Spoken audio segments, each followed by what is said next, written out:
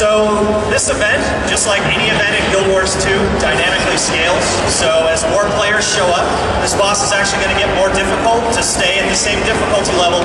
So no matter what, the fight is exciting based on the number of people that are there. 20, 40, 80, 100 people, this fight will scale up in difficulty for all of them. And this boss comes with a whole lot of different layers and mechanics to it. So first off, you'll notice this giant guy walking at us right there who just exploded. Those are bloated creepers that the dragon summons, and they are huge undead abominations that the players need to try to kill. And these bosses are going to walk towards you and they're going to wind up and explode and send poison flying everywhere and kill everyone who's nearby. So you need to kill these guys before they get too close to you. Now the dragon summons what you can see behind you are these large bone walls. And he summons these walls to protect himself from the turrets that are in the background. So players want to destroy these walls here, so characters manning the turrets can actually get direct shots on the dragon. So there in the distance you're going to see there's some turrets that players are manning, and they can use these to fire at the dragon and do large amounts of damage to it. Now the whole time players are on these turrets, there are waves of undead that are coming in from the side, attacking the turrets and trying to destroy them. So another group of players needs to organize together and actually actively defend the turrets while people are fighting on the turrets, while another group of players is blowing up the bone walls, and another group of players is taking out the bloated creepers that are coming at you. Now during all of this, there are also guys who are repairing the turrets if they get destroyed, and players need to defend those guys and help resurrect them if they die to keep them alive.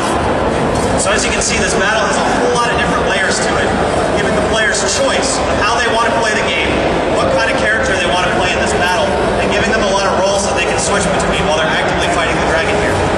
Now there's one final piece to this battle, and you can see it counting down right now, and that is the Asura Mega Laser, and we're running towards that right now.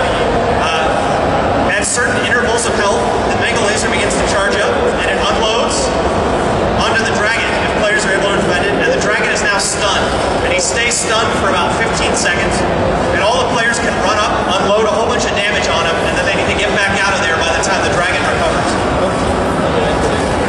So you can see the Mega Laser is charging again already, and players need to defend that laser so he can get another shot off. So that's one more layer to this large boss fight that's going on. And as I said, there can be hundreds of players running around doing this event all at the same time, all in different parts of this battle, doing the different layers to the battle that have been set up for them.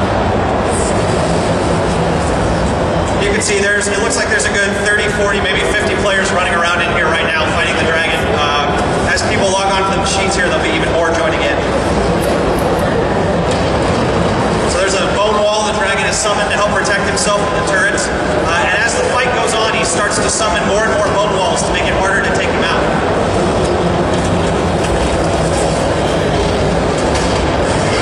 So when he flies up in the air like that, he drops a bunch of little poison balls on the ground, and that's where the bloated creepers rise up out from, and they start marching forward towards the players who need to take them out. So one final mechanic that you'll run into in this battle is there are little tendrils, which are fingers of the dragon that he summons up from the ground. And the little tendrils will grab players and they will fling them back towards the dragon where the dragon devours them. So here's one of those there. And so players need to try to destroy these so that they don't get flung off of the turrets back by the dragon. And more of these start to show up as the battle progresses as well.